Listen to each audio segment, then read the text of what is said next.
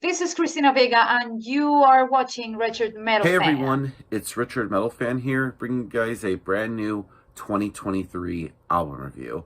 And today we're going to be talking about, well, one of my favorite so far for this year, even though it's like it only came out today.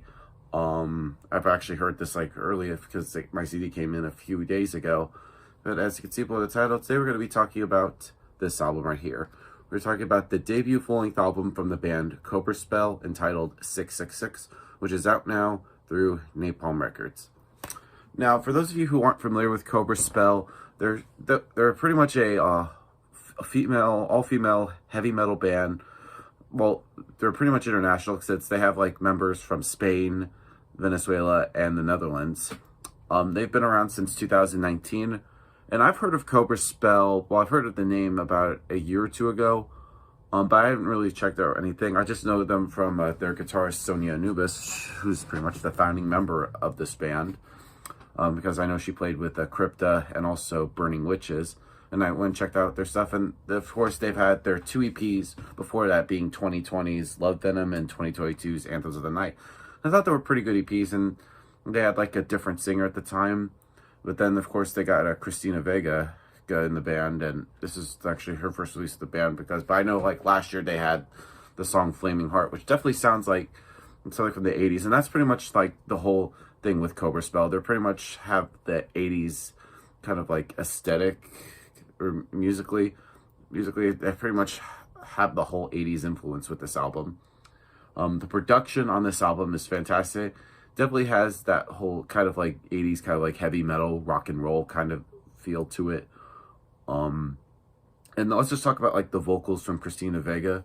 I think her vocals are really commanding and powerful. Definitely has that kind of LA Sunset Strip kind of vibe with it's very like she puts a lot of like power into her voice. And I think she's one of the best vocalists I've heard. I've had her on the show where I've interviewed her a few weeks ago, and she's really awesome. The guitar work on this album is tight from Sonia Anubis and Noel Dos Anjos. Both of them come up with some really great riffs, and I think Sonia, in my opinion, is one of my favorite guitarists going right now. The riffs that she comes up with are really great, and the soloing that she does, her and Noel's both guitar playing is really well. Bass on this album is pretty audible. On this album, I believe it's Roxy Hera that's listed as bassist, but it says right here on the liner notes that apparently Sonia actually tracked the bass. So I think Sonia, yeah, because I know like on her page on the archives, there's some bands that she used to be in that she played bass. I feel like she pretty much expresses herself differently than she does on guitar. And drumming wise, like I said, they have the Hallie Naptha, who's their drummer, but session drums on this were done by Arjen van der Wist. I probably butchered that, but the drumming is pretty tight. So yeah, I pretty much rambled on for almost 3.5 minutes. So let's dive into this album track by track. Now, starting things off is the little intro title track, 666. Definitely has that kind of like 80s vibe with it, with the whole synth and stuff. And when I heard this, it kind of reminds me a little bit of like the intro to the show Stranger Things. It feels like it has that little do do do do do do do do do. And it's a little bit of a build-up, which gets into the first single released from 666 entitled SEX. And this is a great song and has some great riffs. And I feel like this band has a lot of potential.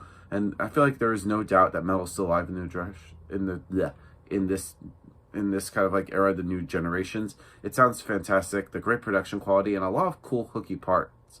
And I perhaps would have been done slightly more with the arrangement, but then again, what do I know? I'm all antiquated. And overall, I think this is a really good song, and I just think it gives a really great like first taste of what to expect for this album. Moving on to the next song, which is Satan is a Woman.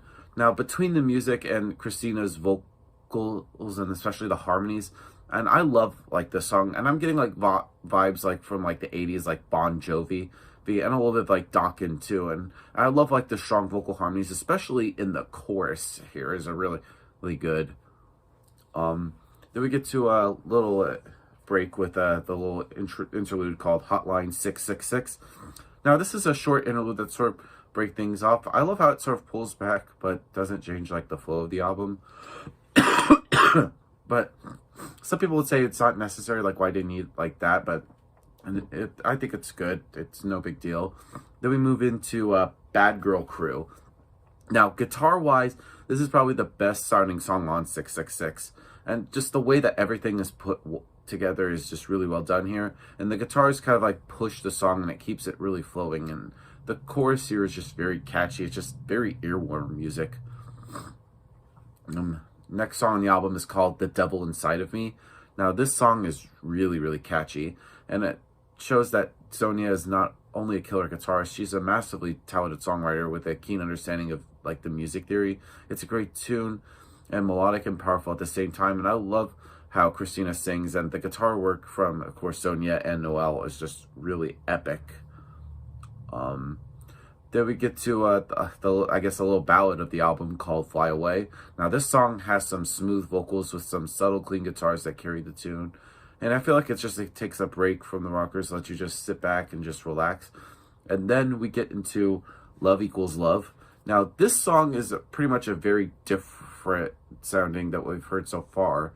It even includes like a saxophone, which is something you wouldn't expect from an 80s style heavy metal band.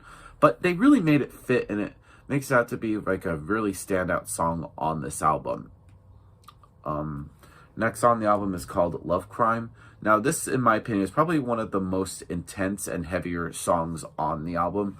It's powerful in both the guitars and the vocals from Christina, and it adds a lot of power to the songs, and it makes it feel a lot bigger. And I love sort of like the dirty kind of like old school song that adds to it. Next song is called Warriors from Hell. Now, this song definitely feels like something from like an arena song. It really goes well with like a live setting. While this song isn't like heavy like sonically, it has like the volume and it has really powerful vocals, and it's just really great song. Next song on the album is called You're a Cheater. Now, You're a Cheater delivers a really great kind of like punked up undertow and a really great solo from Sonia. I think is really great. And then we close things out with High on Love. Now, this song just sounds very razor sharp and in the sensibilities, and has a kind of like that joyful kind of like abandon that shares with sort of like the very glammy kind of like 80s wave. Now, overall, 666 by Cobra Spell is a really great debut album, and I think that Christina, Sonia, and the girls really just hit the ground running with their debut full-length album. I'm really looking forward to what these girls have in store. I'm really hoping that they come and tour the States. I would definitely go see them. So if I had to give this album a score, I'm going to give 666 by Cobra Spell an 8.5 out of 10. So yeah, that's my review of the album, guys.